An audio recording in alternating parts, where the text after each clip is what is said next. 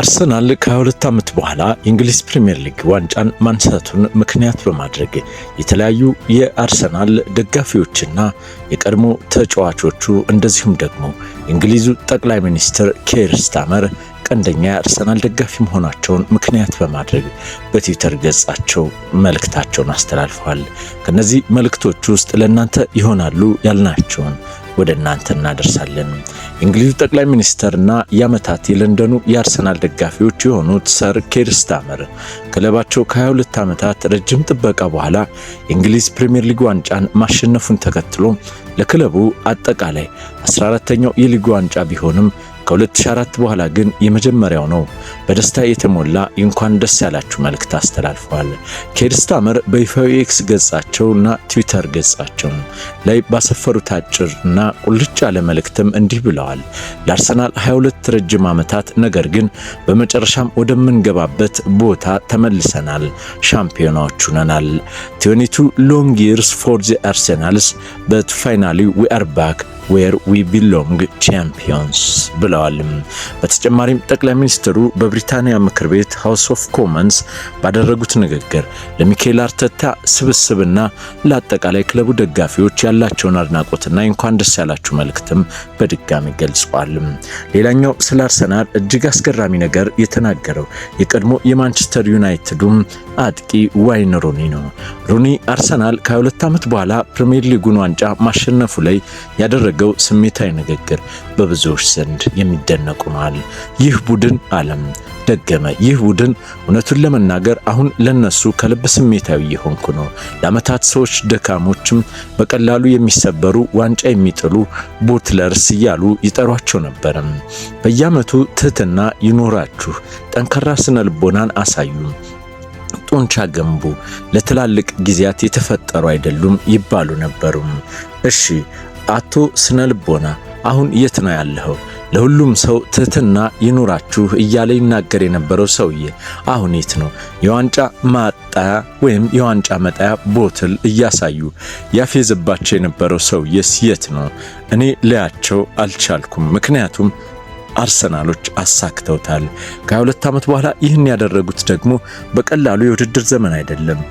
እኔ ካስታወስኳቸው ሁሉ በጣም አስቸጋሪ ሆነው የፕሪሚየር ሊግ የውድድር ዘመን ውስጥ ነው። ጫናው፣ ጥንካሬው፣ ፉክክሩ፣ እነሱ ግን አሁንም በአንደኝነት አጠናቀዋል። በዚህ ሰዓትም አሁንም ይህንን ቡድን የምትጠራጠሩ ከሆነ ወደ ኋላ ቀርታችኋል ማለት ነው። እሱን መጠራጠር የምታቆሙ ደግሞ የጊዜ ጉዳይ ብቻ ነው። ለሚገባው ሰው ምስጋና መስጠት አለባችሁ። ሚኬል አርቴታ ይህን ክለብ ደረጃ በደረጃ መልሶ በመገንባቱና ሰዎች እንደገና እንዲያምኑ በማድረጉ ከፍተኛ ምስጋና ይገባዋል። የአርሰናል ደጋፊዎች ለሚቀጥሉት 20 ዓመታት በምድር ላይ ድምጻቸውን ከፍ አድርገው የሚጮሁ ሰዎች ሲሆኑ አሁኑኑ ይታየኛል። እውነት ለመናገር ተገቢ ነው። በቂ መከራ አይተዋል። ለአርሰናል እግር ኳስ ክለብም እንኳን ደስ አላችሁ ነበር ያሉት። ሌላኛው በአሰልጣኝነት ታሪካቸው ውስጥ እጅግ ታዋቂ የሆኑትና በብዙዎች ዘንድ የመነጋገሪያ የሆኑት ጆዜ ሞሪኒዮም ስለ አርሰናል ብዙ ነገር ብለዋል። አርሰናል አሉ ጆዜ ሞሪኒዮ፣ አርሰናል በዚህ የውድድር ዓመት ውስጥ ቀድሞ የፕሪሚየር ሊጉና የቻምፒየንስ ሊግ ዋንጫን እንደሚበላም ቀድሞ ግምታቸውን ያስቀመጡ ሲሆን አርሰናል ከ22 ዓመት በኋላ ዋንጫ ማንሳቱን ምክንያቱም ለቡድኑ ደጋፊዎችና ለሚኬል አርቴታ እንኳን ደስ ያላችሁ መልእክትን ነበር ያስተላለፉትም። ከስካይ ስፖርት ጋር በነበራቸው ቆይታም ስለ አርሰናል ቡድን የተለያዩ ጥንካሬ ነግሬያችሁ ነበረ። ተጫዋቾቹ ላይ ጥልቅ የሆነ ያለመሸነፍ ስሜት ይታያል።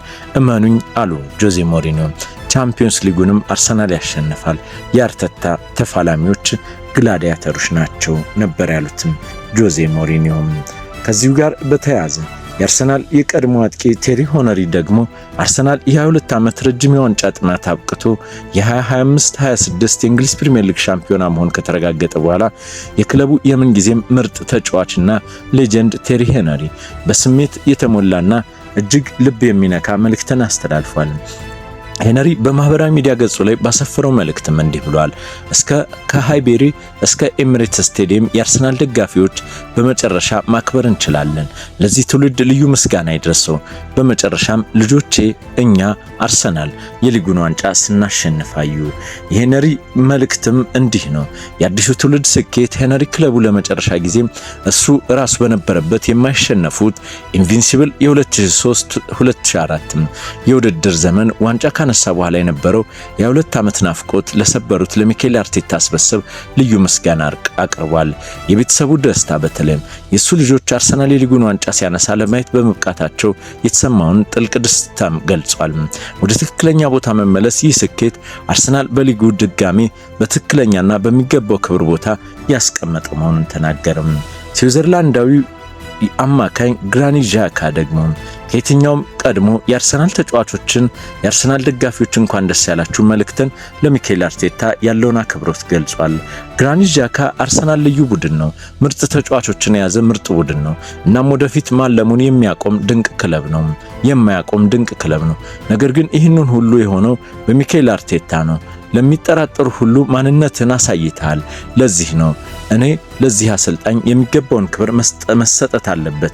ለመላው የአርሰናል ቤተሰቦችም እንኳን ደስ ያላችሁ ያሉትም የአርሰናል ፕሪሚየር ሊግ ዋንጫን ድልን ተከትሎ የክለቡን 22ኛ ታሪካዊ ሊግ የዋንጫ ማክበር ላይ የእግር ኳሱ ዓለም ታላቅ ተጫዋቾችም የቀድሞ ኮከቦችና የወቅቱ የአርሰናል ተጫዋቾችም ደስታቸውን፣ አድናቆታቸውን በተለያዩ መንገዶች እየገለጹ ነው። ማርቲን ኦዲጋርድ የቡድኑ አምበል ይህ ቡድን የሚገባው ቦታ ላይ ደርሷል። ለዚህም ክለብና ለነዚህ ደጋፊዎች ዋንጫ ማንሳትም ማለትም እንደሆነ ምን ማለት እንደሆነ በቃላት መግለጽ ይከብዳል። ታሪክ ሰርተናል፣ ግን ጉዟችን ገና አላበቃም ሲል ነበር የገለጸው። ቡካዮ ሳካም ከልጅነቴ ጀምሮ ዓለም ህልሜ የነበረው ይህንኑ ቀይ ማሊያ ለብሼ ዋንጫ ማንሳት ነበር። በመጨረሻ ማሳክተነዋል። ደጋፊዎቹም ይገባቸዋል። ለሁሉም ነገር እናመሰግናለን ዓለም። ዲክላን ራይስ ወደ አርሰናል የመጣሁት ለዚህ ታላቅ ምሽትና ታሪክ ለመስራት ነው። የዚህ አስደናቂ ስብስብ አካል መሆንም ታላቅ ክብር ነው ዓለም። የቀድሞ አርሰናል ተጫዋችም ኢያን ራይት በደስታ እያለቀስኩ ነው። ልጆች ድንቅ ስራ ሰርተዋል። ሚኬል አርቴታና ሙሉ ስታፉም ሊደነቅ ይገባል። ለንደን ዛሬም ቀይ ናት አሉ። ሌሎች ተጫዋቾችም ቀጠሉ። ሴስክ ፋብሪጋዝ ለአርሰናል ክለብና ለደጋፊዎች በሙሉ እንኳን ደስ ያላችሁ። ይህንን ዋንጫ ለማንሳት ለዓመታት የተደረገው ጥረትና የተገነባው ቡድን ፍሬ አፍርቷል። በጣም የሚገባ ድል ነው አለን። ሚሴት ኦዚል ይህንኑ እመኑ፣ ትረስት ዘ ፕሮሰስ፣ ሂደቱን እመኑ ይባል ነበረ። በመጨረሻም ሰርቷል። የቀድሞ ክለቤን አርሰናል የፕሪሚየር ሊጉን ዋንጫ በማሸነፉ እጅግ በጣም ተደስቻለሁ ሲል ገልጿል። አርሰናል የፕሪሚየር ሊጉን ዋንጫ ማንሳቱን ተከትሎ በርካቶች በተለያዩ የማህበራዊ ሚዲያ ገጻቸው የተለያዩ ሀሳብ አስተያየቶችን እየሰጡ ነው። አሁንም አርሰናል በቀጣይ ቻምፒየንስ ሊጉንም ያነሳል የሚሉት በብዙዎች የሚጠበቅ ሆኗል። ክቡራትና ክቡራን የጋፋት ኒውስ ቤተሰቦቻችን ስላዳመጣችሁ እናመሰግናለን። የዩቲዩብ ቻናላችን ሰብስክራይብ፣ ኮሜንትና ላይክ ያድርጉም። እናመሰግናለን።